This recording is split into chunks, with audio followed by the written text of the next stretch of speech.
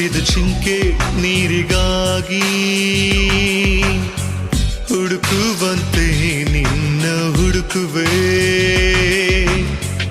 ಒಣಗಿದ ಭೂಮಿಯಲ್ಲಿರುವ ಹಾಗೆ ನಿನ್ಮುಖವನ್ನು ನೋಡ ಬಯಸುವೆ.